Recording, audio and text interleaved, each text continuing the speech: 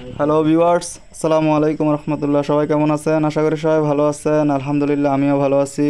আজকে আমি দেখাবো বড় গাছ থেকে কিভাবে কাঁঠাল নামাবেন একবারে নিরাপদে। দেখা গেছে গাছে ওঠার মতো কেউ থাকে না আশেপাশে, তখন কিভাবে কাঁঠালটা নামাবেন উপর থেকে সেটাই দেখাতে যাচ্ছি। বন্ধুরা, সর্বপ্রথম আমি একটা বাঁশের মাথায় একটা রশি দিয়ে ব্যাগ বেঁধে নিলাম।